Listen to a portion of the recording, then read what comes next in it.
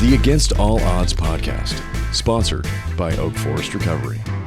Welcome to the Against All Odds podcast. My name is RJ, and I'm here with co-host Rachel, and we have Alexis on today. Hi. And Alexis has got her own infamy. I do. Yeah. This is true. Yeah. And I feel like you've done a lot of things in your life for sure. And the way we normally do things here is just get somebody's story. Okay. You know, like from the beginning and how we got here and absolutely. You know, how you've survived. Yeah, which is wild to think about because people hear my story and they all say, "Oh my God, you're so resilient." And for so long, I used to hate people saying that because I'm like, but it was at the cost of like my well-being. Yeah. You know, like I was forced into resilience. And now not everybody is as resilient as I am. Mm-hmm. And I actually talk about this often, which is they've done these amazing studies now, adverse childhood experience studies, right? They call them ACE. Anyone can get their ACE score now. You can go on aces2high.org. And basically, it was a team of pediatricians that started looking at direct correlations to negative health outcomes based off of a criteria of 10 adverse childhood experiences. Interesting.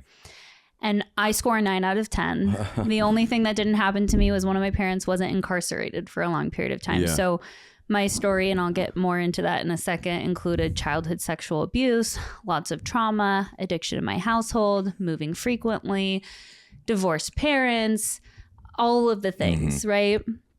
And then what they did was they go, okay, so now we have all this information, but why doesn't everybody get cancer? Why doesn't everybody turn into an addict? Right. Why doesn't everybody get schizophrenia, right? And so they looked at later on down the road, they did an additional study on like your resiliency score. Okay, and so based off of these 10 factors, they offset your negative health outcomes. That's not to say that I haven't experienced some of those, right? Of course, mental health issues, addiction issues. And so is the resiliency score, is that sort of more of like a genetic sort of thing? No. So yes. And it's also like, did you have a coach that really believed in you at school? Certain things that showed up in your life. Yes. Did you have a caregiver that took interest in you? Yeah, Did you ever receive therapy? Got it. Right. And so these things offset the negative health outcomes of that adverse childhood experience. So I am very resilient. But what I like to offer people and kind of what my general message is it's not so much about resilience, it's about learning how to alchemize your pain. And I think that that's really what's like missing in our community and globally, right? It's like, well, what do we do with this? And I think for the past 14 years, I just turned 14 on Sunday of my sobriety. Congrats. It's really been about a journey of learning what works to alchemize for me. Right. And so I like to share that with people because I spent so many years being one of those women who contributed to the multi-trillion-dollar industry of self-help, and it didn't work for me. I was one of those women who would go to the Joe Dispenza, and I love Joe Dispenza and I love his meditations, but I would go to all of these different conferences and retreats, and then I would come back home and nothing would change. Or I did years and years of talk therapy. And that helped me to kind of compartmentalize, but I was still carrying around the bags. Yeah. Right. And it wasn't until I started learning about internal family systems work and about somatic healing that my life really started to change. Of course, in conjunction with 12-step work. I mean, I'm pretty much a circuit speaker at this point. I go and speak at AA meetings all over Southern California with groups between 10 and several hundred people. But yeah, I mean, my story was really traumatic. I grew up in an alcoholic household. My mom was a supermodel. My dad was a director of photography. They got together in a cocaine and alcohol filled like lust situation. Got married when they probably shouldn't have. My dad and mom divorced when I was 3. My father was married and divorced 8 times throughout my childhood. My mom 3, engaged 5. Wow. So there really wasn't stability, and I was, sexually abused by family members starting at the age of 4, and babysitters and my dad's girlfriends. And my dad was very violent with me. I remember I had my first job when I was 15 working at the bean scene. Oh, the RJ bean and scene. I grew up out here together. Yeah. So, wow, that was your first job? Yeah, washing dishes in the back of the bean scene at 15 years old. Wow. And I remember I was in the back seat of my dad's car and he was dropping me off for work. And I was embarrassed that he was going to come in because he was belligerent. And he shouldn't have been driving us, but that was a regular occurrence in my household. And mind you, he was homeless. So we lost everything. So we were living in this wealthy area as broke individuals for the most part of our life, like living off of EBT. And my mom was so embarrassed to live off of food stamps that she would make me and my sister go do the grocery shopping. Wow.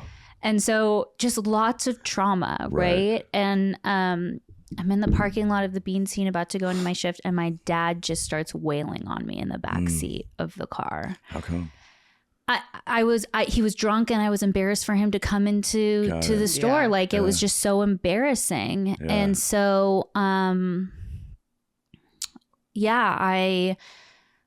turned to drugs and alcohol, from a very young age. And I really wanted to check out of my reality. Living here, being in this existence was so incredibly painful for me that I was like, I'd rather not. Yeah, for sure. You're like, I'm good. Let's do something else.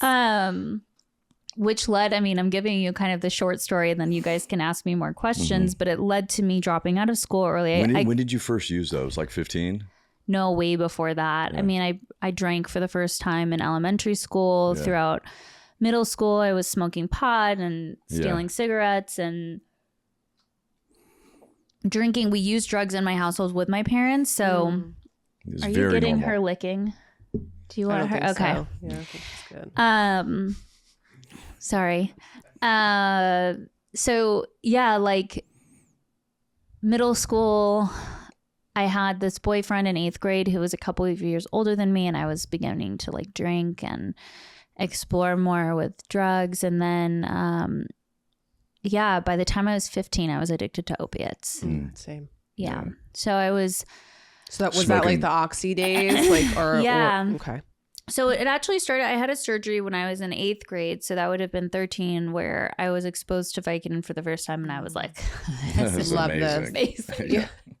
Yes. Yeah. And, and my story never involved uppers. I don't understand individuals who like uppers. I want to be just above dead or fully checked out, on hallucinogens, or is she alive? That was me for the longest time until I found crack and heroin together. Oh, I was speedballed. I was speedballed, but that just doesn't. Uppers alone? No. Absolutely fucking not. Yeah. No, absolutely but uppers and downers, I'm what's the point? I just want to be turned off. Yeah. I don't want to feel anything. I don't want to know who you are. I don't want you to know who I am. I just, so yes, I started with, do you know Kevin, my ex-boyfriend Kevin? You must know Kevin. Wait, coke dealer. Yes. Yeah, of course. Yeah. So Kevin becomes. Didn't he drove a Camino? El Camino. Yes, yeah. He did. Of course. Yeah. Yes. So Kevin becomes my boyfriend. Yeah. We start using oxys. We're slinging cocaine together on the side. Yeah, he was the coke dealer. He was the coke dealer. And then quickly it turned into heroin. And it wasn't. It became a problem. At that time, I didn't see it as a problem. I left school early, started to become a music video girl, started partying in Hollywood. That's how I ended up getting my show, which eventually would come out on E, called Pretty Wild. Yeah. And at that time, I was still cute and fun and likable, right? Yeah. And then all of a sudden, I was not, right? Yeah. And that decline happened really over the course of 2 years. It was rapid, where my drug use increased and my likability and ability to be a decent human being rapidly declined. Yeah.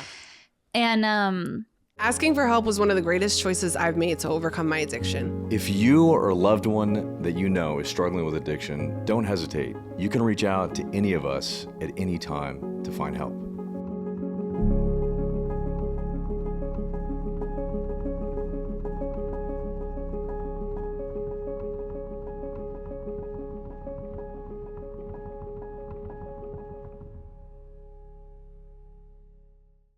And so we get this show, and during How did that all come about? We just kind of got discovered. It was really random. And you were like using at the time. Oh yeah, I like, was like shooting up. Yeah, and, right? And I would go and we would party at Kid Rock's house, and with all of these people, like major partiers in Hollywood. Yeah. And like eventually I wasn't welcome there anymore because you know they're what like, I mean? No, like, you know, it's much. You know, it's bad when they're not allowing you at their house anymore. Yeah. And and so we ended up just getting discovered because we were, and this is the thing, we grew up in an environment, and you know this, where you're either Christian or you're Jewish. Yeah, for sure. And it was this time especially before, in that Oak Park, Agora area. But just generally, it wasn't, my mom raised us running away to ashrams and practicing Buddhism and doing yoga from a very young age. And she has her PhD in quantum physics, and she's like all about the universe. And we were like the crunchy, crazy Kardashians, right? A mom, 3 daughters. There was a lot of similarities. And when people started learning more and more about this, it was attractive to them. And we had this really 1 in a million chance opportunity to get this show. And so we said, why not? Yeah. You know, I don't see why not. And with that was going to come all of the things that I always wanted, which was money for drugs, the ability to walk into any room and get in, right? And the ability to keep partying and to make money. This was pre-influencers. Like this was not, I remember this was LA party girl time. This was not like Instagram didn't fucking exist. Exactly. Right. It was like this 2009. Yeah. Okay. Yeah. So this wasn't like, no one was, I wasn't trying to become Atana Mojo. You know, is that how you say her last name? I think so. She's been on my podcast. I feel terrible because I like don't even know how to say her last name. But I wasn't like a D'Amelio girl or whoever they're into now. We weren't striving for that. We were literally trying to keep partying. Yeah, right. For sure. Like we were okay with the being name of the show was pretty wild. This was like Simple Life. Yeah. That's what we strode to. Messy, sloppy, drunk LA party girls. Yeah. Sign me up. You know, I wasn't trying to be some do-gooder. I wasn't, you know, it was fast, fun, sexy, exciting. Exactly. With a little bit of like woo-woo mixed into it. Yeah. Power of intention, like that kind of stuff. Yes, like, which was very much so. Your my thoughts mom. become your reality. Yes, like, and this was before any of that. Like now, if this show happened, people would get it. Yeah. But back then, it was like you're Jewish or you're Christian. That's it. And that's the country that we live in, the environment that I grew up in. There wasn't a yoga studio on every fucking block in LA. Yeah. You know, so what ended up happening though was prior to getting the show, like 3 months prior, I was in really bad shape. So I'm like waiting for this show to start. My addiction is worse than it's ever been. I'm panhandling for drug money on the street. Shut the fuck up. Yes, engaging in very inappropriate things with men in order to get drugs. I had the shit beat out of me by one of my drug dealer's girlfriends, and I was 17 years old and thrown down a flight of stairs and broke my arm like 6 months before filming. Wow. And it was dangerous, you know, being held at gunpoint and sexual assaults. And I ended up getting raped by one of the most powerful men in Hollywood when I was 17 years old. And I just had so much pain. But all that to say, I had gotten kicked out of my house 3 months before filming. I went to stay with Nick Prugo. that night he was planning, I didn't know, I hadn't met Rachel Lee before this. Like I had known about her because we grew up in the same kind of party kid area, but I didn't know her. And I'm out drinking, partying with Nick because I've been kicked out of my house. And he's like, do you want to go rob a house? Mm-hmm. And I'm like, at this point, why not? You guys were already you were already filming the show, right? No, this is before 3 months before. So many people have misconceptions. Not just the timeline, but my involvement too. I think I became the face of this massive scandal because sex sells. Right. But the truth is that 8 months prior to this robbery, Nick and Rachel and a few other people had been robbing houses already for a very long time. Right. And then I was involved with this one robbery. And I did partake in that robbery. And then I stopped talking to Nick. I was like, I left that. And they had already that's the other thing too. They had already hit the house and like taken everything. So I walked away from that experience feeling so bad about myself, so bad about what I had done, so bad that I was like, who the fuck are you? Right. And I ended up calling my mom and saying, like, I have to come home.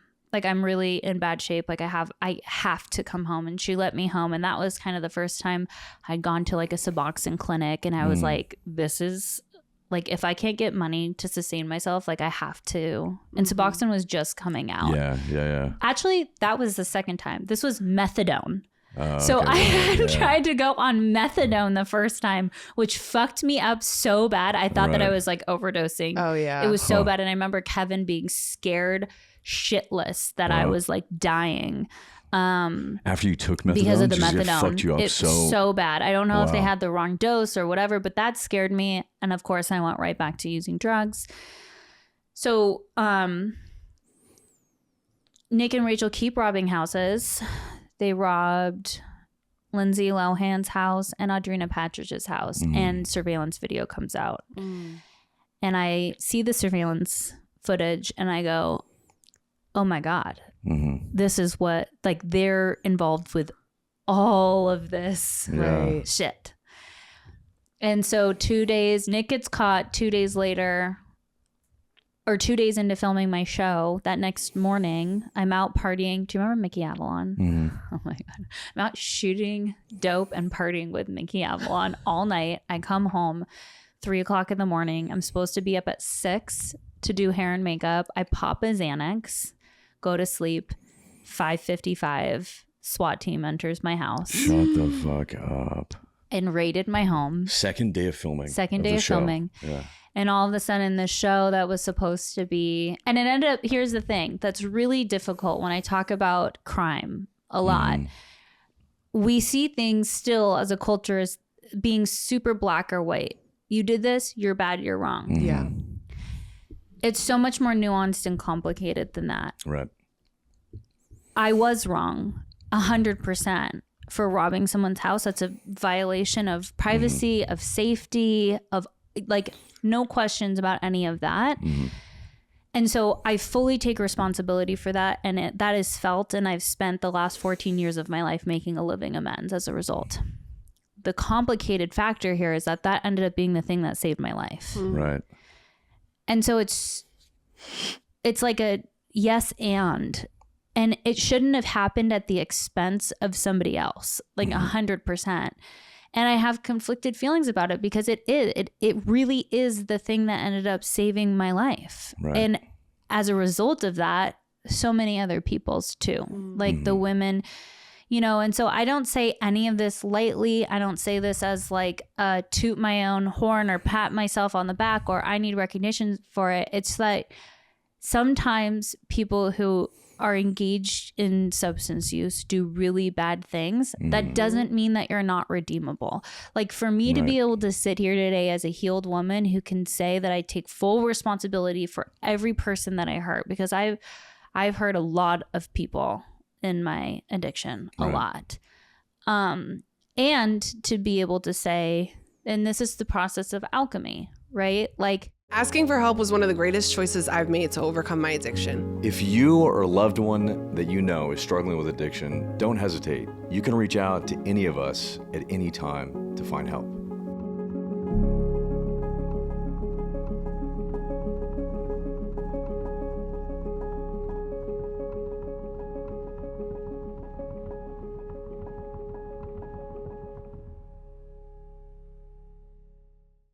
Everything is nuanced. We can have empathy and compassion for ourselves and hold ourselves accountable at the same time. Right. We can sit with our pain and our suffering and watch it transform it into something purposeful and beautiful. And I think a lot of people, especially in early recovery, but even people who are miserable at 10, 15, 20, 30 years of sobriety, right? Who are fucking miserable.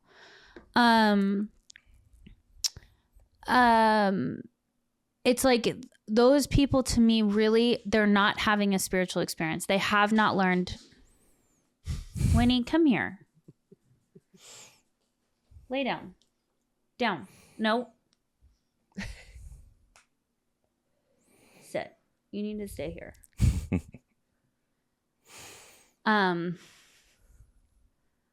What that tells me is that they have not learned how to alchemize. Mm-hmm. You know, like we get to keep what we're not willing to look at. Right. For me, I didn't have the luxury of that. I wasn't willing to be sober and suffer at all. Yeah. You know, and I've had moments in my sobriety where I've been riding a fucking pink cloud and I felt amazing. And I've had moments where it has brought me to my knees and I've found myself at my altar going, God, why are you doing this to me? And every time it's like, I'm doing this for you. Mm-hmm. And it has grown me. That process has grown me into a woman today that has compassion and empathy, not just for myself, but for other people too. Yeah. And sometimes I would argue maybe a little bit too much for other people. We're still working on our codependency a bit, you know? Yeah. But in a nutshell, that's my story. Yeah. Oh, I ended up going to jail. I would say that. I went to jail, so I took a plea. The show aired, didn't it? The show aired. They kept, how many was it? One season? I remember when it came out. I remember watching it when it came out. But they had rated you on the second day of filming, but you kept filming. Well, it was almost good for the show. Yeah. It got picked up right away.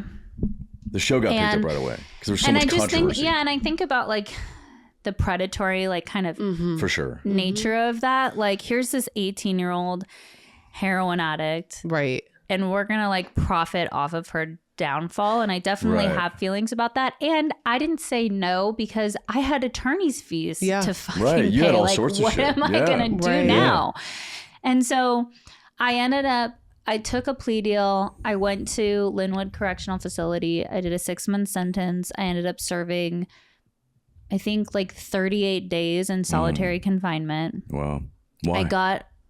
They would not put me in general population. Just because of the show. Yeah, just because of the show. And I was like begging to be in Gen Pop because it's being in a cell by yourself for 24 hours. I mean, it's just awful. Kicking cold turkey. Yeah, I was just about to ask you, what was the detox? There was no Suboxone. Now they'll give you Suboxone in most jails, but they wouldn't back then. So kicked cold turkey. God damn. And when I was in there, I was like, okay, I can't do heroin anymore. Weed, fine. Did you try to get sober before you went in?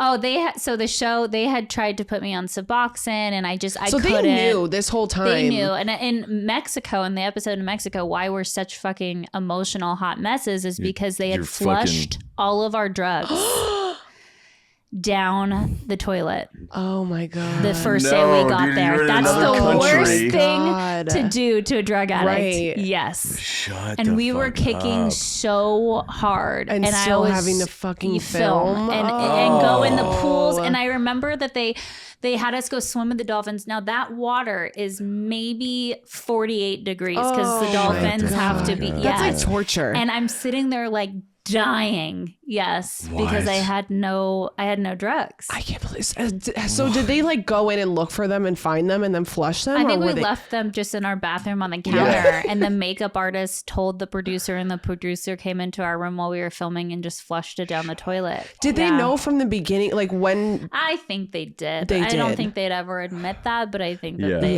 definitely. I mean, we were escaping. We had mic packs on us 24/7. Yeah, you definitely knew that we were smoking oxys in the bathroom and smoking heroin and whatever. At that point, I had pulled back on shooting heroin because I didn't want track marks. And then I went back right when we were done filming. I went back to shooting dope, and then went to jail. And I was like, you know, heroin's a problem. Got out, got blackout drunk that first night that I was out. And my friend's boyfriend tried to sexually assault both of us at her house, and I kicked my high heel through the corner of his lip. God. Oh shit. And I woke up, like I came to in my bathroom with my best friend like smacking me in the face with water because I was having alcohol poisoning. And within 2 weeks I was like back to running the game and panhandling. I'd blown through all of my money from the show. Wow. And then I showed up to probation one time, and after that I was on the run, and they raided my house again, and I was facing 6 years in prison. And Judge Peter Espinoza, I will always say his name because we need more judges like him, said to the DA, this girl's a heroin addict. She's 18 years old. Right. Like I was a baby. Yeah. Right. She needs to go into treatment. She doesn't need to go to prison for 6 years. Right. And so he sentenced me to treatment, and so he saw the truth. Yeah. He saw what was going on. Yeah. He was like, you need to admit that you're a heroin addict. Yeah. And I was like, yep. And that was the scariest thing. And I went into treatment. That's the other thing too, is like the work that I do now, working for crisis case management, like none of our clients, they're all desperate. None of them are willing. Yeah. I really relate to that. Yeah. You know? And like, what can we do to build out guardrails around people until they're willing? Like until they meet their desperation with the willingness that's required. And for me, that came like 3 months into the process. It was not, I was the most milieu disruptive little bitch in all of those. I was combative. I was disruptive. I was, you know, starting drama. I was in rehab romance. I was doing all of the things that I could to continue to check out of my reality with what I could. Yeah. And then finally, it was, I don't know if you know this guy. Do you know Christopher Paulson?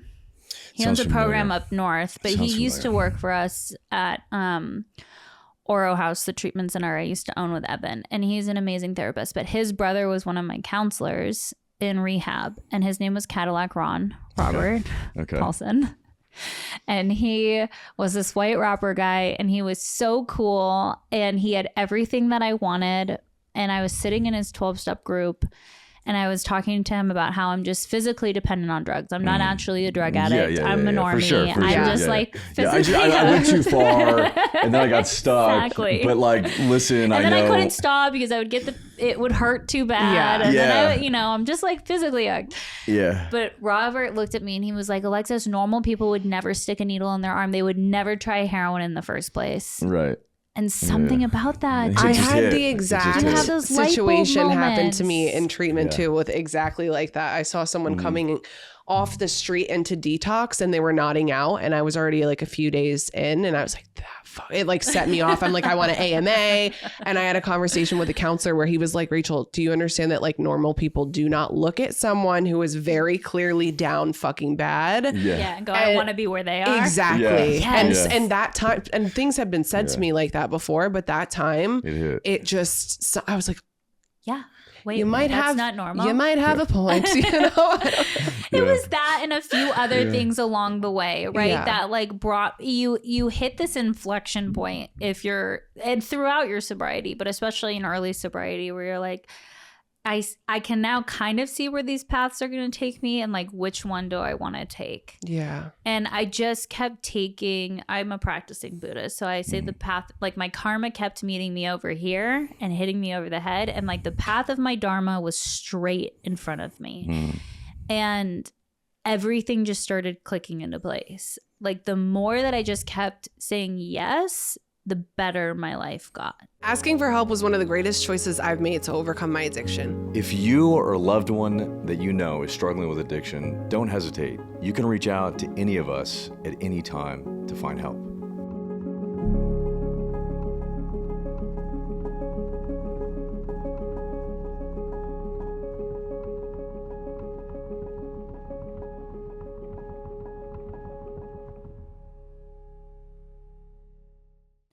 And so I went to school to get my KDAC. I opened a treatment center with my would-be eventual husband. I, started working in this field. I kept sponsoring people. And then, I got all of the things that I always wanted, which was a peaceful mind and a loving home and a relationship with my family and to be a woman of integrity and to be able to care for others, right, et cetera, et cetera. Yeah. That little bitch. Sorry. She's just having fun. She's being loud. So what did you think when the Bling Ring came out, the movie?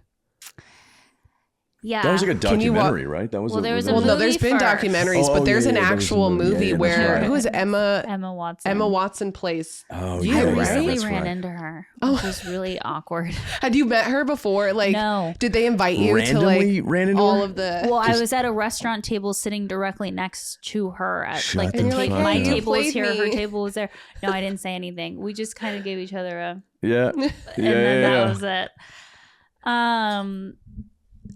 So this is what I mean about like the industry just kind of taking advantage of the whole thing. Like again, this woman, Nancy Joe, took complete advantage of me, fabricated a story, blew it up into a Hollywood hit piece, made me the face of this entire thing. And I will say my part in that is that I was on a reality TV show and I agreed to do the interview and whatever, but it's predatory in nature. Like the entire industry is.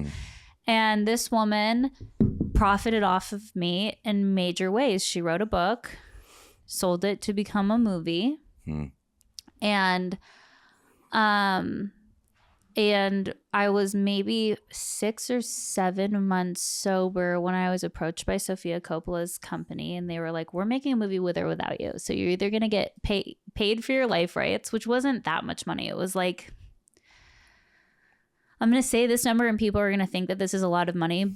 And it maybe was back then, but like now to sell your life rights, like you can make a lot of money. Yeah. They paid me like maybe $25,000 or $35,000 if I remember correctly. It wasn't much, maybe 40. Yeah. I don't know. Yeah. It doesn't last too long. Well, not when you're like about to file for bankruptcy and putting your entire life back together. And it's like, here's this money that, I needed. I needed to put myself through school. Like I literally... Yeah. The women in AA taught me how to open a bank account, taught me how to make, to get employed, taught me how to pay a cell phone bill, how to get a loan for a car eventually. Like I had no idea how to do any of these things when I would get a paycheck and go to one of those paycheck cashing. Yeah. Check advance. Check advance. And get cash. Yeah. I would get, when I was doing my show, we were making $10,000 a week. Now, mind you,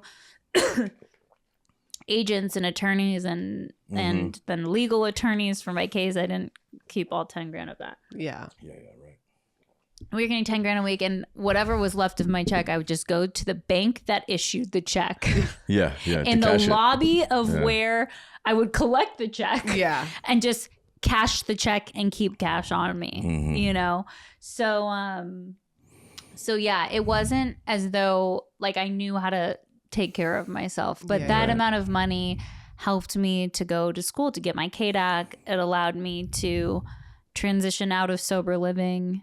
What were your feelings on them making the movie? Were you pissed or like were you just like it is what it is? Well, I think until the documentary came out, I'd done my best not to be resentful that I had, that I would be known as being the leader of this thing for the rest of my life is what I thought. later in my sobriety, I was like, I don't really fucking care. This is actually my superpower. It opens doors for me to be able to help people. Right. And I stopped caring so much. But initially when the movie came out and I realized that they were going to put the biggest star in the movie as being me, I was like, I'm fucked. Like, I just know. I just know that I'm fucked. And it was what it was. And I don't think that Nancy Joe or Sophia Coppola cared about accuracy. I think they cared about views and ratings. Views and ratings and making money. Not that either of them did very well for themselves, but it is what it is. And then to a decade later get the opportunity to do a documentary with Netflix was really kind of interesting to me because I felt like for the first time I trusted the director to tell the truth right. for the most part. Right. I mean, at the end of the day, they're still fucking Yeah. directors. They still gotta get some. Yeah. Some like going back and forth between myself and Nick of like he said, she said, right. she knew, you know. Yeah. So yeah. It's fascinating. So where do you go from there? So you opened a treatment center with your ex-husband. Yeah. Okay, and then what does life look like in sobriety for you now? Yeah, I mean, I've walked through so much in my sobriety, through 10 years of marriage, through a divorce, through 2 children, through a child with special needs, through heartbreak and loss in my family, to rebuilding my immediate family and everything in between. The last 4 years for me has certainly been really transformational. And as I was talking about kind of in the beginning of the podcast, I think that like our consciousness expands in layers. This is kind of the issue that I have with everyone doing psychedelics, although that's like a sharp right. But no, I like that sharp right.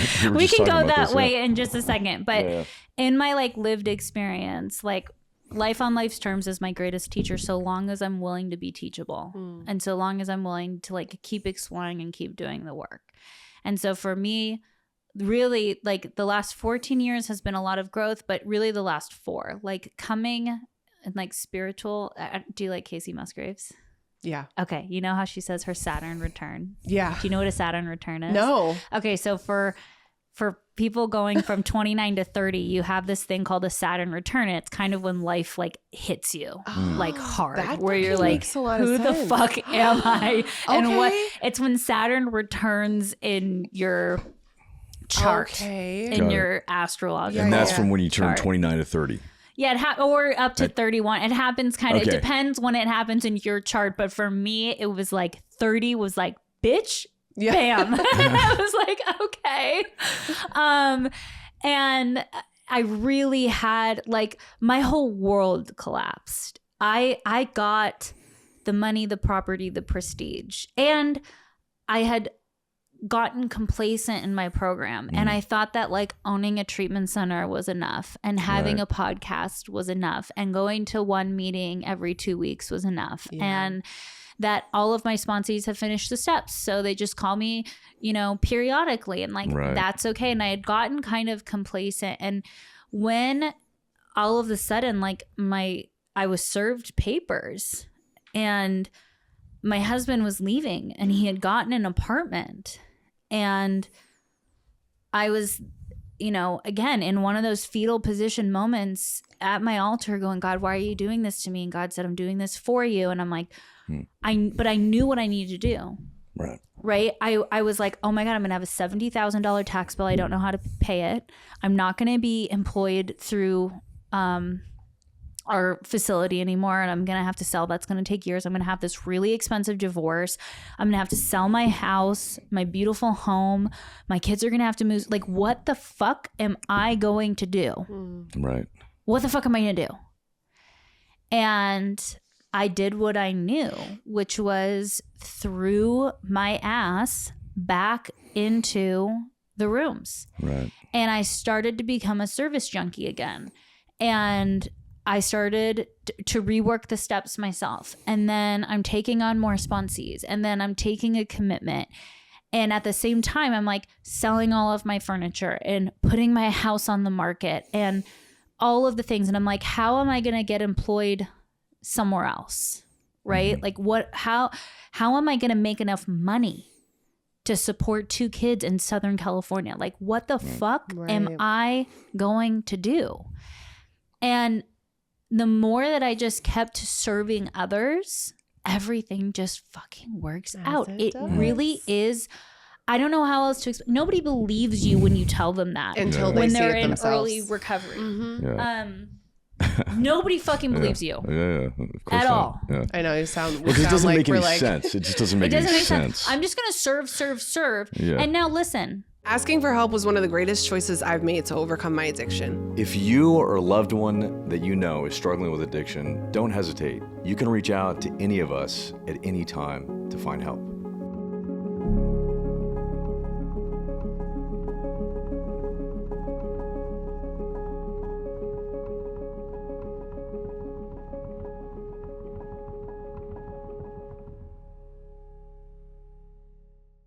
Serving can also be a spiritual bypass. Yeah, for sure. We heal in relation to one another, without a doubt. Yeah. When a sponsee calls me in the middle of some crazy shit and God speaks through me, I hear exactly what I needed to hear that day, always.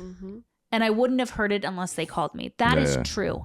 And I've seen this, and I've been in relationships with people. My first relationship after my husband, with a man who was such as just serve, but was not doing that deeper work and had side issues with sex and love and whatever else. So then I knew, like, I need to do the deeper work now. And that's where I read the book, No Bad Parts. And I threw myself into 2 years of working with an internal family systems therapist. And for the first time, I felt like my nervous system healed completely. Wow. Interesting. And then I started doing somatic work in conjunction with that. And after reading The Body Keeps Score for the 3rd time, but finally agreeing to do somatic work. And what is somatic work?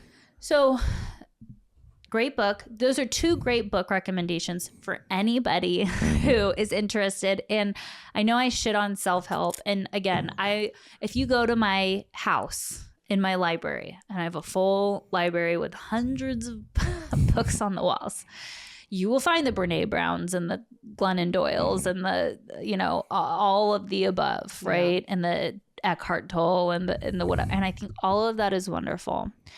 These 2 books really changed my life. But the foundation of this work is nervous system support. Okay. So the base of internal family systems work is the idea that we are not one monolithic being. We are a sum of parts, fragmented parts throughout our lives that become detached from our nervous system and drive us in certain areas of our life. So a rebellious 16-year-old teenager part comes up when someone triggers you with something they say and you're like, fuck you. Yeah. I'm right. You're wrong. Right. And we can go, okay, that's a character defect. But what I would say to you is like, maybe it's a part that needs to be heard and like processed with. Yeah. And you go into these deep states of meditation where you meet these parts and you hear what they have to say. And I've had fucking crazy transformative experiences with that. And then somatic work is nervous system work too, but you're working with a practitioner and you notice parts of your body that feel really tense when you start talking about experiences and you start working with that physical piece. Hell yeah. That's so cool. And those 2 books again? No Bad Parts by Dr. Richard Schwartz. And then The Body Keeps Score is Vessel van der Kolk. Yeah. Van der Kolk. They're great. Amazing. But yeah. You want to go into psilocybin? And Yeah. Fuck yeah. Did you hear that woman? We were just at a conference together. Did you hear that incredible therapist? She's a researcher, actually. I came her late, talk. and I came at the end of it, and I was like, there. It was so good. Yeah, because we got in a little late, and we came like right at the tail end of it. And I was like, fuck. She had a really balanced approach. That was like the only thing that was like the only speech that was given, I think, right? Like, there was one before it. Yeah. And I'll keep my opinions about that to myself, but and actually I take that back. The first one was High Watch, and I'm such a fucking big fan of High Watch. Actually, I had a really spiritual experience when I went and toured there. It was amazing. For anyone who doesn't know who's a big AA-er, that was Bill Wilson's treatment center. Exactly. Oh, wow. A lot of people don't know that Bill Wilson started a treatment center, but he did. It's a 12-step treatment center. Oh, that's awesome. It used to be just a workshop, 21 days. Now it's a full-blown detox through everything. All levels of care. Wow. So... yeah, it's interesting because we notice in our industry how much the pendulum swings from like, let's just take Suboxone as a reference point here. That's a good one. It started as there's nothing, these fucking people are drug addicts. They don't deserve anything, whatever. If they have to kick cold turkey, who cares? Then all of a sudden we developed methadone and Suboxone, and it was like, okay, so for some people... they should be on methadone and Suboxone. For people who have been using for a long time, this is probably the thing that's going to keep them safe. However, and I loved that the psychologist, the researcher who was giving the talk on psilocybin mentioned, like, but you cannot have a truly sufficient spiritual experience and complete healing of your trauma while you're on maintenance. That's controversial. A lot of people are going to be pissed off when they hear that. Yeah, I agree. I happen to agree. Yeah, me too. That's my lived experience. Yeah. That's my experience as a sponsor. Yeah. I have never seen somebody thrive on this. That doesn't mean that I don't think it's a great drug because it is saving lives. Right, like there is, so it's a both and, right? All of these things are nuanced. I feel like it's also just very scientifically proven. Yeah. Right? I mean, it's just, this is what's happened acting though on your receptors. Yeah. It's blocking you from a certain real life lived experience. I mean, that is what it is medically there doing. are numbing there are numbing properties to this substance. Right. Without a doubt. Yeah. And it's keeping people alive. Right. But the pendulum has swung so far now where it's like there was nothing and now everybody gets Suboxone. I say it's like, Oprah, you get Suboxone, and you get Suboxone, and you get Suboxone, like, right? Oh, you get a card, you get a card for 1 month. Here you go. Here's some Suboxone. You can 24 stay milligrams on a day. Yes, for the rest of your life if you want. Never and get they're off. not given the accurate information. They're not talked about what kicking that is like. It's the worst. What happens if there's an emergency and you can't get your prescription? Right. What happens if you're at I mean, yeah. And then we had the birth of this amazing drug. Which is an injectable called Sublocade. And I love Sublocade. I think Sublocade is great. It allows people to get off the drug after 2, 3, 4 months without them even kind of realizing that they're off the drug, and then they're tapered off and they're done. Yeah. And it's kept them safe for the first couple of months of their sobriety. And I think it's wonderful. Yeah. I think the ritual of taking something too for sure every day is a problem. And so it seems as though every couple of years in our industry, there's this magic bullet that comes. And right now, everybody, you went to Global, right? 2 years ago? Yeah. Not this last time because of the hurricane, but the time before. Yeah. And it's like this new research on MDMA and psilocybin, and everyone's going to do hallucinogenics and get well. Yeah. Right? And it's just, it's not for everybody. And so I think we need to be able to have a really thoughtful conversation about like the risks that are associated with this. 100%. Because there are 100% rewards to certain people in certain populations. Yeah. Right. The first thing that I'll say is that the clinical studies, when they measure those outcomes, that's not you going to a shaman in Topanga and doing ayahuasca. Yeah. Okay. These are people who have spent weeks or months beforehand working with a therapist, processing through what this could look like. Then it's making an informed decision and going through this process with a therapeutic clinical team. Right. And then it's integrating the information that you had. You know, if you are suicidal and you go and do ketamine without the assist of this entire process, your chance of actually committing suicide goes up significantly. Yeah. My take is this, that on this journey of life, and again, I'm a Buddhist, so we're going to talk about consciousness. we all come here with a baseline consciousness. I believe we have multiple lives. So whatever, if you're on your 100th life, you might have a little bit more, you might be an old spirit. I don't know how many of us as addicts here from a very young age, oh, you have an old soul. Yes. You're so mature. It's like, no, I'm an adult child and I'm an alcoholic and I've probably had 100 lives, both of those things. But we come here with a baseline of consciousness, and when we decide that we're ready to start growing, and throughout our adolescence and into adulthood, our consciousness will expand. We'll have heartbreak and we'll learn and we'll grow if we're supported properly. We'll have a challenge at work that comes up and we'll be faced with self. We'll be engaged in a relationship that's a mirror for us, where we start seeing our parts and we go, oh my God, I don't want to behave like this anymore. This is not who I am. I'm going to go do some work. And our consciousness expands. It grows like up a ladder. And so life really can be our greatest teacher when we're willing to do the work, and our meditation, therapy, whatever, working out, whatever it might be, our consciousness continues to go up and up and up. There is a real fucking risk. Asking for help was one of the greatest choices I've made to overcome my addiction. If you or a loved one that you know is struggling with addiction, don't hesitate. You can reach out to any of us at any time to find help.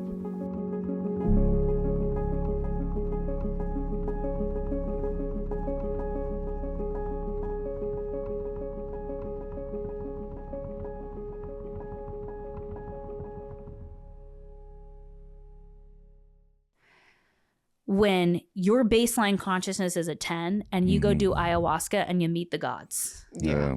There really is. There is a risk of psychosis, of, we call it now, they're researching it, spiritual psychosis, where people all of a sudden come back and they're all of the wellness not all of the wellness influencers, but a lot of the wellness influencers, you become detached from reality, from the human experience. You lose sight. You go, everything is spiritual. No, everything is spiritual. And this is planet Earth. Yeah. And we are humans having a human experience. Yeah. And when you detach from that and go, what the fuck is the purpose of this? And this happened to someone very, very close to me. And I'm not going to mention names, but they went 15 years sober, decided they were going to go do ayahuasca, came back with a bunch of first of all, it can throw you into narcissism too. That's the other thing too. If you have narcissism, it can throw you into full-blown narcissism for some. Yeah. So again, these like things are nuanced. It's like almost an identity. And as an identity, like, and they're right, and they're like this, and they're right. They're enlightened. So they're enlightened, and they know better, and they have you don't know. Special knowledge that you don't have. Right. And this individual blew his entire life up. Like came back, blew up the marriage, lost the everything, right? Just kept trying to seek this thing and had these ideas about relationship and how it should be and free love and this, that, and the other. And like could not come back to like a base level of existence. Yeah. And that happens. And for some, and I've seen this, people who,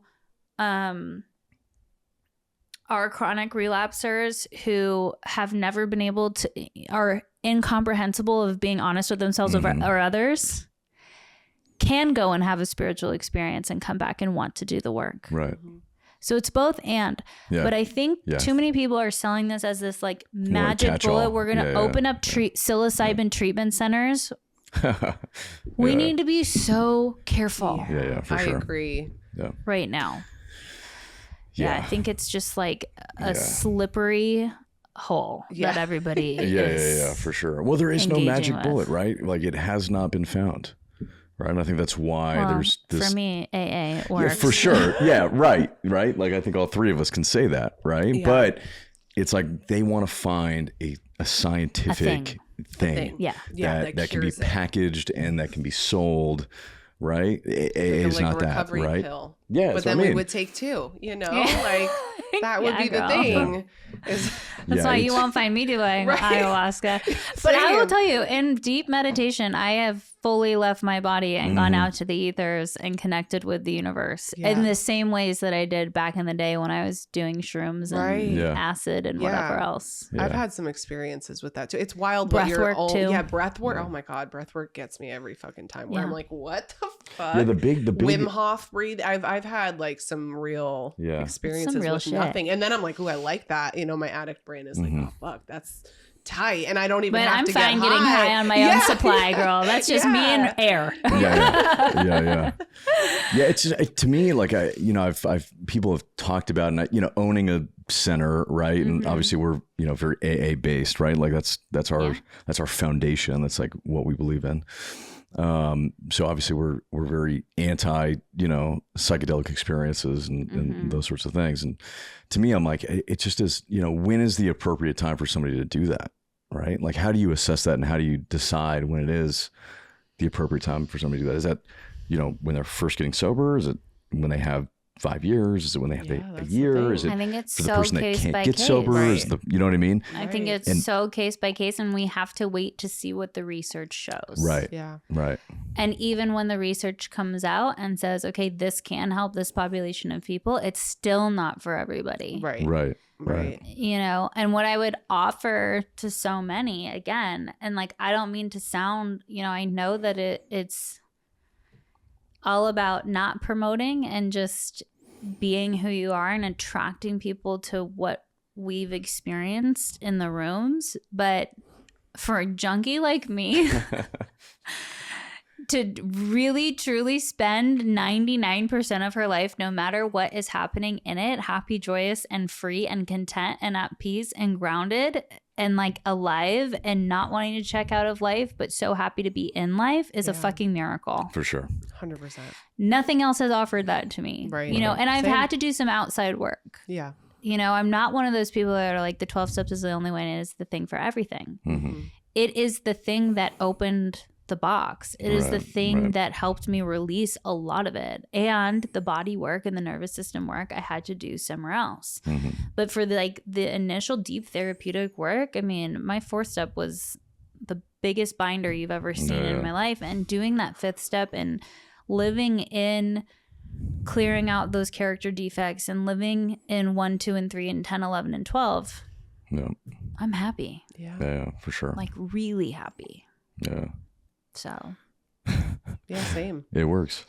It does. It works. The problem is you have to do the work, right? Yeah, that's the problem. And getting to the point where you're willing to do you were saying, there's a lot of people that like want it but are not willing to do it. Yeah. And getting to that point, I think, is hard. But I think you just keep, again, it is about attraction, and like you can only lead as many people as you can. And I think that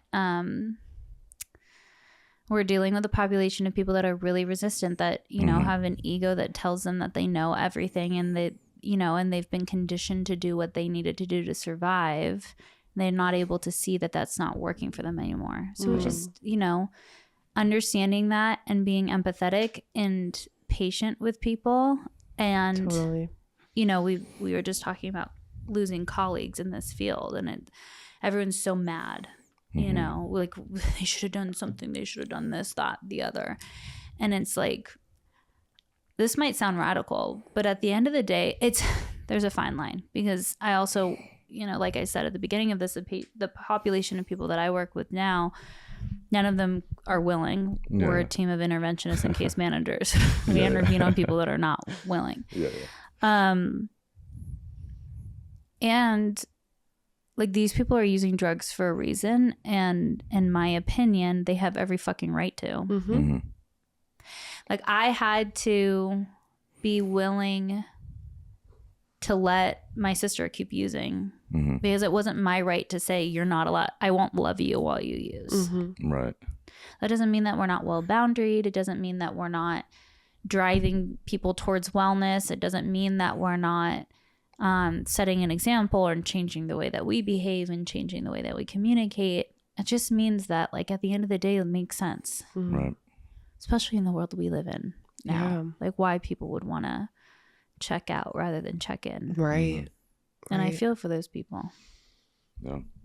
So I saw a video the other day of this guy who like just got sober a couple months ago, or maybe last year. I don't know. He was celebrating. It's an early sobriety. And he was like, I picked the worst time in history to get sober, because it's like the most time that anyone would want to be blacked out and checked out in our world. I was like, you're kind of right. It was in comedic but nothing's way, going to change. That's the thing. Right. It's like, but then nothing's There's never going a good to time. change. So you got to be the change you wish to see in the world, period. Right. Mm-hmm. And if you're not going to do it now, then you're never going to do it. Yeah. And if we're not going to do it now, then it's never going to happen. Right. And so, and I don't think that this means that everyone has to go and be some big, loud person. That's, you can do it. I'll tell you what my take is, because everyone's on the internet yelling, you should be pro-Palestine or pro-Israel or pro this. I have my opinions and my moral compass and my beliefs. And I think the most powerful and important thing that we can do is help who we can help, lead with integrity, stay within my moral compass, and in my immediate community, do as much work as I can. Yeah. Because I will go into a depression spiral of hell if I start worrying about a recession and this and all the things that I'm completely powerless over, because I truly am. Yeah. I mean, I don't think that somebody's Instagram post is moving the needle. Do you get people like, why aren't you saying, I get that a lot too. Because it doesn't do anything. Asking for help was one of the greatest choices I've made to overcome my addiction. If you or a loved one that you know is struggling with addiction, don't hesitate. You can reach out to any of us at any time to find help.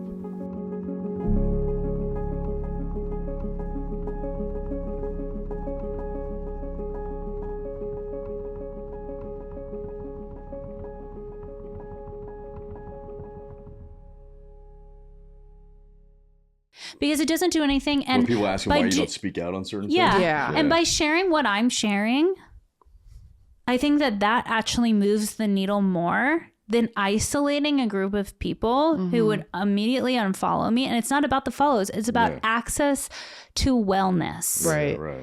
And if we just start going, well, you're my wellness influencer because you have all of the same beliefs as me and I see you posting them the way that I want you to post them. Again, it's like, why are we all trying to be the directors of the show? Mm-hmm. We are all players. And in my opinion, and again, I have my feelings about this and I'm well informed about all of this stuff. And I contribute my money to causes where I think that needs to go, right? And I don't think that Instagram posts or social posts are doing shit. Look at fucking George Floyd. Like, thank God that was posted. But do you think that the millions of posts and the blackout things that everyone posted on their channels did anything? Yeah. No. I don't think it did. I think what's going to change people is when they have access to the type of work that we offer. And they will change that way. They will become intrinsically more kind and empathetic. They'll be more thoughtful in the way that they think. They'll be able to see the nuance, the big picture when they get rid of their own shit. In Buddhism, we call it the dukkha. Like all of that stuff that's just, your opinions and your thoughts and your knowing and your ego and all that stuff. The more that we can help people break down that shit, the better world that we're going to have, in my opinion. Totally. And, people are either going to want it or they're not. Yeah. Are you close with your family today? Yeah. So I know you said you delivered your sister's babies, but like your mom and okay. Yeah. It took a couple of years and that was really hard. Like being the first person in the family to get well was really, this is actually a trip. So I'm the first person to get well and then everyone starts kind of doing their work because I started to learn how to communicate and set boundaries and like hold up that mirror in a gentle enough way. Yeah. But eventually they started seeing themselves and were like, oh, she's the black sheep, but we're all the black sheep. Yeah. And so my dad gets better. Sister gets better. Mom gets better. Like the whole system starts to heal. And for years, like every family gathering, they would always say, thank God for Alexis, because if it wasn't for Alexis, this goes back to the resilient thing. You're so resilient. I also don't want to be your hero. Yeah. Because that comes at the expense of what you put me through. And so I would tell them like, guys, we have to stop. Like, it just really bothers me. Like, I'm grateful that you guys all did the work, grateful that I did the work, but like, I don't want this title. It puts too much pressure on me to be some like icon in your story and I don't want to be it and it doesn't feel good to me And, you know, I get the, I don't know if you have this with sponsees too. Like, they'll give you praise. Like, if it wasn't for you. And I'm like, no, if it wasn't for you. Yeah. Like, if it wasn't for you, actually, not me. It doesn't have, and that's the thing, going back to what I was talking about, it was the process of alchemy. Everyone's looking for a guru. I am not your fucking guru. Do not put me on a pedestal. I will fall short of grace all the time. I don't. Learn to become your own guru. Right. And so I would tell this to my family. So like post-divorce, I'm in internal family systems work. It was Christmas that year. My mom brings it up at the table once again, and we're so grateful for Alexis because we're doing our like prayer around Thanksgiving table, because if it wasn't for Alexis and I'm like, oh my God, every time I hear it, it makes my fucking blood you just boil. I'm like, like stop. And so I go to my therapist and I'm sitting there and she's like, okay, find the part. Where is it in your body? And I'm like, in my chest and my throat. I feel like I'm going to scream. Like rage is coming out of me. And so she goes, okay, I want you to take your resource self, which is your present self, and I want you to bring it to that spot and see if you can see something. And so first I see this like little girl who was constantly doing like the adult child of the alcoholic. She's like 8 or 9 years old, and my grandpa was coming into town and my house was always a mess. My mom was a hoarder.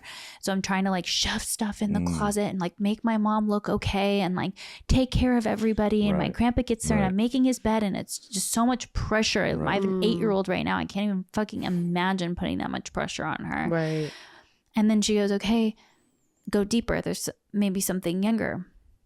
And all of a sudden, I like am like rocketed into this space in the home where my mom and dad were married, and my mom's pregnant with me. And she's in her bedroom crying because my dad's drunk again. And she's holding her belly and she's sobbing. And she's like, please. And I'm her firstborn. So she's like, please, like, be the thing that changes him. Like, be the thing that saves him. Shit. Be like, she's like making a soul contract with me. Yeah. Like, he will change because of you. He will show up. He'll stop drinking and using because of you. And so I got to like remove that contract, and like all of a sudden my nervous system starts healing, and I go back to that little girl a few more times and she feels really hurt, and I actually remove her from that situation and put her somewhere safe. And I, you know, bring a piece of my resource self in there with her, and I stay with her, and I'm like doing all this work. I fully heal from it. Anytime they accidentally say it now, it doesn't bother me. But what's interesting is down the line, I go to my mom and I go, I have a question. Did this ever happen? Do you remember a time when you were pregnant with me where you were like in your bedroom and I saw the outfit she was wearing and the clothes, and you were pregnant with me and you were crying and you were begging me to be the thing that rescued Dad? And she was like, that happened all the time. And I was like, that's a fucking trip. That's crazy. Like my subconscious mind knew that that's why she brought me here. She thought that if she got married, he would change. That if she had the baby, he would change. That if she had the second kid, he would change. And he never fucking changed. Right. And so removing that like weight on me, and now I get to be free of it, even if they don't change the way that their narrative is. Right. And that's like such a joy to be able to have that relationship with my family where you know, and that doesn't mean that I don't continue to tell them like that shouldn't be the narrative, you guys. But it doesn't bother you in the same way, because you really went back to the source of why it did, because of a certain level of pressure and a contract that was put on you that you didn't ask for or want or ever know that you were really even a part of. Yeah. And there was a certain expectation and a pressure put on you. Yeah. In a place where, you know. I'll also add my mom goes back to therapy, starts doing her own family systems work. This was like 8 years ago, because I was 4 years sober at that point. So yeah, 8 to 10 years ago. Spends years in therapy, starts studying under Pat Allen, learning family systems work, nonviolent communication, transactional analysis, becomes a family recovery specialist, then goes and gets her interventionist training and all the stuff. She works with me now, and she actually has a case at Oak Forest. Oh, wow. Yeah. And she's one of the most like wonderful, incredible, sophisticated case managers that I know. So that's amazing. Cool. Wow. Is that cool to work with your mom? Yeah. I like it. Yeah. It has its weird moments where I'm like, God, you drive me nuts. And then I'm like, I think that's totally normal though. Yeah. Yes. And I have to like have a balance with it. Is it okay that I've been vaping this whole time? Oh yeah. For sure. You're good. Yeah. I'm like so thirsty. Me too. What the hell? I'm like going between my Celsius and my water. God, just fucking such a story arc, man. I know. I've lived a wild life in 33 years. For sure. Yeah. Are you 91, baby? Yes. Me too. When's your birthday? July 8th. Okay, so you're a Cancer. I'm right on the cusp of Gemini and Cancer. I'm June 20th. Oh, we're close. Yes, we are. My daughter's June 24th, so she's a little Cancer. My other daughter's a Taurus. Yeah, my oldest is a Leo and my youngest is Aquarius. I always want to say aquarium. I'm like, yeah, he's an aquarium. He's an aquarium. Yeah, I mean, it's again, it's been like a big, wild, crazy life, and I wouldn't have it any other way. And I love my recovery, and I love what I do, and I love.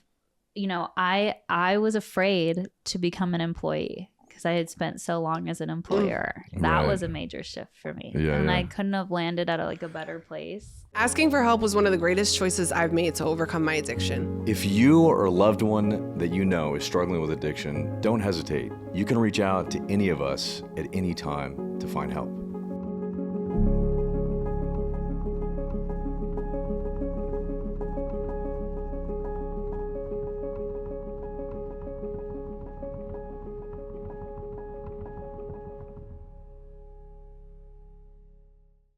So I feel really fortunate in that too. And I love being a mom, and a dog mom. We've got Winnie here with us today. She's the best. Yeah.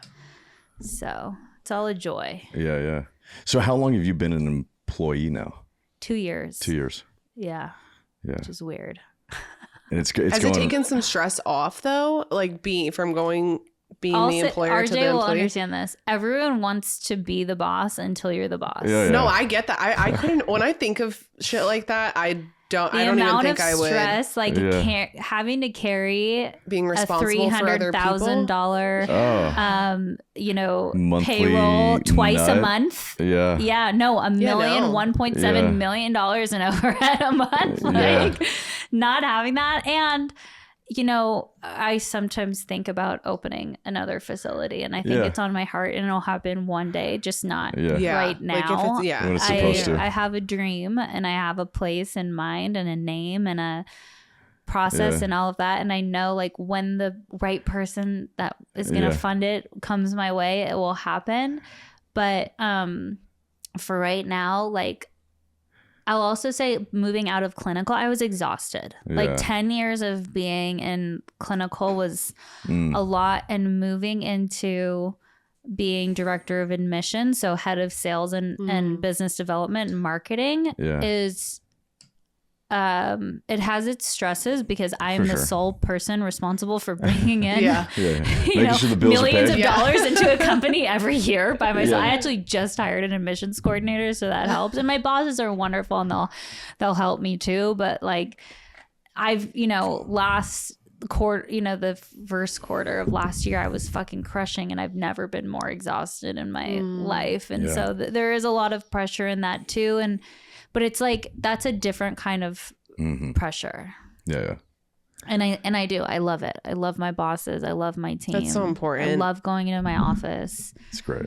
I love talking to families. Yeah. Even if I'll get calls frequently where it's just a placement. I'm not even taking them as a client. And I don't mind doing that either. I'm always here to help. Yeah, just push them in the right direction. Yeah. It's a joy. Yeah, there's a lot of pressure and stress being an owner, for sure. Yeah, it's a lot. You got to solve the problems that no one else is willing to solve. And you realize that just not that it's just not an industry that's super loyal either, Yeah. And even, we always, at Oral House, it was always about paying our employees fairly. And even before we were mandated to give health insurance, like making sure people had health insurance and PTO and all of the things. And still, you know, we're a bunch of drunks and shit happens. And, you know, even if we're sober, we have defects of character that come up and behaviors and all of the things. Yeah. And so it's definitely challenging. Yeah. I think any business is like that. But then when at least the positive side is most addicts, especially if they're working a program, can be aware of it and are able to work through things where a lot of normal people are just fucked. They they just don't have any of that. However, I would say this is, you know, because I've hired a lot of sober people over the years. Right. And a lot of people, the sober people that, you know, I know I've gone through the work at the 10, 11, 12 and sponsoring, right. It's like kind of like a prereq, right? And then, you know, I also have this marketing company and we've hired normies, right? And we started in that like a few years ago, right? Yeah. And up for a long time, it was like I never hired normies. I like just because it was like just my people. It was like, you know, it was like all sober people. Yeah. Well, you're running like a predominantly 12-step recovery facility. Right, right. So. But when I also own this marketing company. Yeah. Right. And so the marketing company is like totally like a separate thing, right? We do marketing for dental companies and orthodontists and like medical practices and normie people stuff. Started hiring normies and I fucking love normie employees. Yeah. They're just really great. Like there's so much less drama. Just normal. Can we talk about hiring therapists? Yeah. There are great therapists out there, and then there are a lot of really shitty ones. Really awful. Yeah. I would imagine so. Yeah. So much experience with people who like became therapists because of the therapy that they have never done. Right. Oh man. Should have done. Yeah. And like the counter transference on clients is so real. Yeah. And I'm like, it's rough. Oh yeah. It's rough. Yeah. And like psychiatrists who have like a middle path too, you know, who are like really balanced in their approach it's harder and harder to find because of the guidelines, right, that they're given through the pharmaceutical companies to, you know, like everyone needs an SSRI and everyone needs, you know, clonidine and hydroxyzine and, all of those. And like, and like the med lists for some of these clients, I'm like, and I can get behind it for that first month, like of detox and whatever. Totally. But a lot of these people, it's like, we're never really given a shot. And there's side effects to all of these things. And I will say, like, I've been raw dogging life for 14 years now. And there have been many moments where I'm like, can I get some fucking Prozac? And where I've tried to get some fucking Prozac. And for me, it's just never worked out, whatever my chemistry or whatnot. So it's not that I'm against pharmaceuticals all around, but it's like the overprescription. How can we actually diagnose people and like help people when they're just so medicated? Right. I don't know. For sure. You know, and I'm not a doctor, so I don't know everything, but I do know that like a lot of the system is fucked, can be really corrupt and fucked up. For sure. Yeah. For sure. Absolutely. Yeah, it's a crazy thing, man. Yeah. It's a crazy thing. So what's next? What is life for Alexis in the future? Like what are your plans, dreams?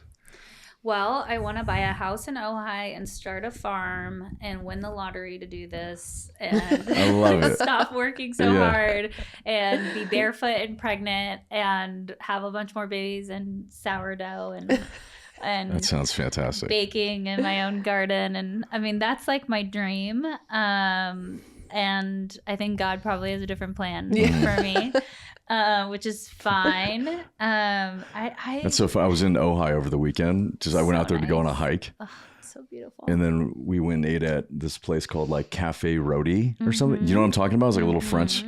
It was so great. And I was there and they make their own sourdough. Ooh, yeah. So you're talking about sourdough. And they get this like loaf of sourdough. Is that the vibe of Ojai? I don't even know where that is. I was just like, you should go to the Ojai Valley Inn sometime. It is amazing. Yeah.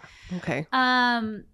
You know, I frequently find myself just going, God, I want a softer life. Like, where's that soft girl life for me? Where is it? I know. I feel that. God. I feel that so heavy. And then I'm like, okay, and that's like maybe not God's plan for me right now. And like, I have to be okay with that. And I believe that, you know, it's not that I'm a creator of my reality. I'm a co-creator with my destiny. And I don't know what that destiny is. Like, you know, I say heaven forbid I could die tomorrow, but like really that could happen to any of us. You just don't know. And so I find myself getting depressed when I think like, where will I be in 5 years from now? It's too far ahead.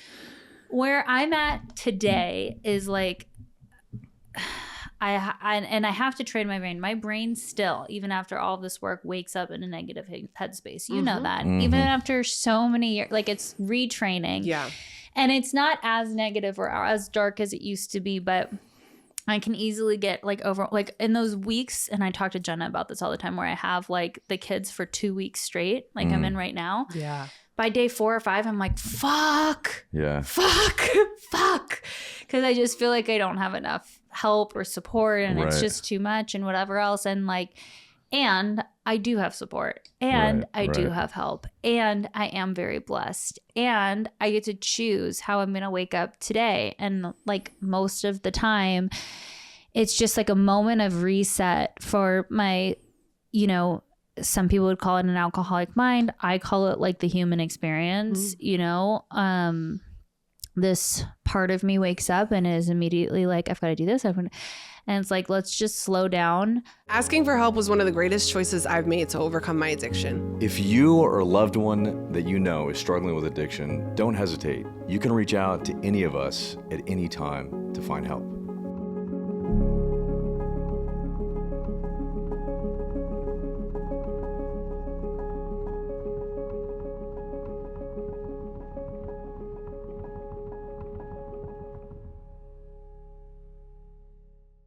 I have dreams, like dreaming of opening a primary mental health facility for women is like absolutely a part of that dream. And I'm going to keep working towards that. I don't know when it will happen. Right. But for right now, it's going to be about supporting the mics and growing. All of my owners of my company of CCM are Mike. Oh, I'm Really? like the mics. Yeah. Okay. Michael Burba, Mike Appel are the co-founders. Wow. Michael Walsh is one of our principal interventionists, and like, yeah, they're like the mics. And my dad is Michael. Like, it's all mics. Yeah. And so I think like Mike, part Mike, of Mike. my purpose right now is helping them continue to scale and grow, and like supporting them in their vision, which is something that I love to do. Like one of the things that I am really good at, and it's hard when you're like good at a lot of things, but is helping companies restructure, grow, stabilize. And that's kind of what I helped them do in their first year. And now it's just about continued growth and support through marketing and admissions, whereas the first year was about stabilization and restructuring. Right. And so I think I'll be here for a little while. You know, I'm in an amazing relationship with a man named Chris, and he just moved in. So I'm really happy about that. That's great. Cute. Which is kind of destabilizing because I'm like, am I really going to live with a man again? And like, here I am. And it's like amazing because How he is long amazing. has it been since you like I've lived independently 4 years. 4 years. 4 years. Yeah. Yeah. So it's a big change. It It's is. like, I'm like, Yeah. that's, yeah. And I will say that like he had basically moved in like 6 months ago. Yeah. So Right. But you guys like, put an official now like you're like moving here. in. We're like splitting rent. Like okay, which is interesting. And I think we're both on the same page that like we'd like to get engaged. Yeah. Maybe this summer and maybe have another baby. So that might be in my cards too. That's great. Not maybe have another baby. I know he's like dying. That's to the have start of kids. your little soft dream. I know. I love that for you. Go. I'm All just I have like to do is win picturing the it lottery. already. Yeah. I just need about like $20 million and then I can afford a house in Ojai. Yeah. So With a ranch and like expensive. chicken coop and like some that's animals. like $8.5 million right there. Tell your man to start buying those lotto tickets. Yeah. No, I think that he's also like on his own mission right now. And so staying where we're at, it's like, it's long game. It's, you know what I mean? It's like, when I had Harper, I was working in treatment. I was helping to open Avalon. And I was nannying nights and I was 8 months pregnant with Harper, and we were still living at the sober living on weekends because we didn't have house staff. So we were like alternating between us and our business partner of managing the house, living in a tiny apartment. And I was so happy. Yeah. And so I say I want the soft life and the big house and all of the stuff. And it's like, I know that in my life I can be equally as happy. For sure. You know, grinding. And and then the chaos and the unknown and you know, bringing in all that alchemy of just creating, right? Yeah. And trusting the process. Like, okay, here's another good book rec. I'm coming in with all the fucking books. Give the recs, dude. Big fan of Pema Chodron's work. Pema Chodron. She's a Buddhist monk. Okay. And she has a number of great books. I believe this one is what I'm going to tell you, this little parable is in this book, When Things Fall Apart. And she gives this analogy that's so brilliant. And it's like, we're all in this free fall. Like, imagine you're just falling from the sky. There's no parachute, right? Sometimes we think we have a parachute, whether it's someone rescuing us or the job or whatever. We think like if we get to keep all of these things, we'll be safe. But really, we have nothing. We come here with nothing. We leave with nothing. Yeah. We are in the free fall. You have options. You can go down kicking and screaming, fuck this. This is hard. I hate this. I'm pissed off. You know, fuck that person for slighting me. I hate, you know, whatever, kicking and screaming. You can go down hoping and praying. Please, dear God, don't let anything happen to me that's bad. Let me keep my job. Let me blah, blah, blah, blah. Don't let me hit the bottom. Both are rooted in fear. Yeah. Both cause suffering and agony. The only thing that you can do in the free fall is just accept the free fall. I love Have fun. And like, let it happen. You have no fucking let clue. It be. And I mean, my life experience is like, I spent a long time, especially throughout my divorce, finding myself in moments of like, please, dear God, just don't let me lose the house. Like, losing the house was the best thing that ever happened to me. Losing the business, best thing. Losing the marriage. I love you, Evan, but best thing that ever happened to me. And, you know, and it's like, but in the moment we go, fuck this. And please, dear God, no. And it's like, it's just going to happen. Right. You know, and then in that free fall, you're going to be brought somewhere else and then brought somewhere else and then brought somewhere else. And you have no fucking clue what's going to happen next. Yeah. Right. And, you know, it's like living with a tight fist rather than an open palm. Absolutely. You're just creating more suffering. So, dang, dropping the gems today. Love me. So I can't take any credit. That was all Pema Chodron. Yeah. Her books are great. Yeah, that's great. I like the free fall analogy. Yeah, her books are like this thick. It's not like they're major reads. I love a slim read. Yeah. And and if you want to get more into Buddhism, her books are great too. Her books about becoming the Bodhisattva. Like she's got so many like great. They're little. Yeah, easy to read. 100 pages. Yeah, right. So good.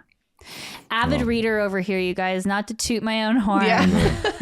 Big reader. I read everything from fantasy to self-help. Yeah, I've been reading a lot of I like thriller, like psychological thrillers are my favorite. You're gonna have to give me your regs. I've read a few in the last year. I've been reading Frida McFadden lately. Like she's like the housemaid, and like she has a whole bunch of. I brought a book here and I read the whole. I thought it was gonna last me my whole 4 days here. I read it on the plane on the way here. I have one chapter left. Can you please text me? Do you have my number? Yeah, Can you please? I think so. We'll exchange. Yeah. Can you please text me your list? I have a whole because list. I was on a self-help kick and then like all research for like so long. I get bored I need something to like fucking suck me in, you know? Then somebody threw me a fantasy and girl, that took me out all last year. I finished the Court of Thorns and Roses series, which is, those books are 700 pages, some of them, in like 6 weeks. Yeah. I was done. I was just like, page could not stop. Yeah, that's how I am when I get a good book. Almost every night to go to bed. Yeah, that's great. Or watch murder documentaries. My kind of girl. Chris is like, so he's like, I will say, you know how to pick a good documentary, but it's so much murder, Alexis. Yeah, I'm like, so much murder. What is that? I feel like it's such a female thing. So like, good. I was watching ID all last night at the hotel to go to sleep. All those little and they're like little 45-minute to an hour little things. I'm like, yes, fuck yes. In a small sleepy town. No, see, I can't do anything that's corny like that. It has to be like. It has to be like Making a Murder, like a 5-part. I just finished one on HBO. Those. I'll send it over to you. It was about he was the original Night Stalker, but what you don't know, you've seen shit on the Night Stalker before for sure, but what you don't know is prior to that, he was a serial rapist. What? In Northern California, who then turned into murdering people. And this is there was the multiple women before he got caught, so many. and there was police reports. It's him talking. There were some interviews with him. No. There was no interview with him. This one is crazy because, okay, I watched it. I don't know what is it called. I'm gonna get it for you. Yeah. It's on HBO. So it's about this woman who's a big fan of murder podcasts and stuff like that. Yes. She writes this article for like the New York Times. And that article was so profound that she ends up getting a book deal. And what's so interesting is Chris and I are watching this together, and you're following. I love the psychology of psychopaths. Mm-hmm. And so everyone's invested in his psychopathy and like how he presents. Yeah. But I'm focused more on this writer woman who is you're watching her text messages and her deteriorate. She ends up dying of an overdose while she's writing. I don't think you guys have seen this one. No, I haven't seen about this. So you're following both his story that she's uncovering. Yeah. So they couldn't find out who it was. It came out in part because of her work after she died.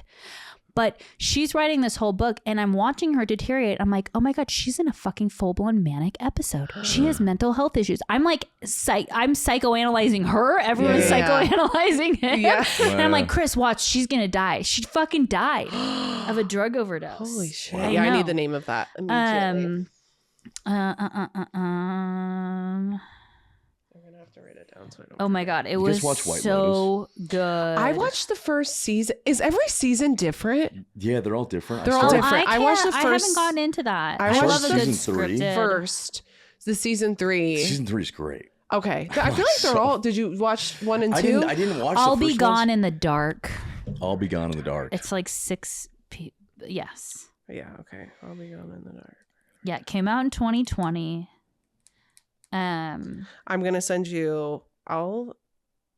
Michelle McNamara was the writer woman. She became obsessed with the true crime culture and eventually uncovered details about he was originally known as the East something rapist, serial rapist, and then he became the Golden State Killer. But his name was. I don't know what his name was. It's not on here. But then he ended up coming down and started murdering people in Santa Barbara and then LA. Yeah. And then he got caught. He stopped murdering because he got old. And he got caught at 73 years old. Netflix, I think. And he got married and raised DNA. Yeah, so they had all of this DNA from all the rape victims. But wasn't it, at 73, he was like all decrepit and like he was all awful. Fucking, yeah. He was it was a mess. Yeah. Yeah. So they end up catching him, and then he got sentenced to life in prison, which is probably not. But they didn't. Anyway. I don't think they sentenced him on all of the murders. It was on all the rapes. Yeah. But he ended up getting 30 years. He'll die. Yeah. In prison. Yeah. Right. Fuck. Well, thank you for the recommendation. Yeah. Thanks for coming out today. Thank you. My pleasure. Appreciate it. Thanks for having me. And thanks for the sandwiches. The deli, Italian deli. Shout out. Yeah. So fucking good. It's a staple out here. Yeah. It's the best. Yeah. Thank you guys. Yeah, it's dope. It's cool. And thank you, Winnie, for being a good girl. Yeah, sweet baby.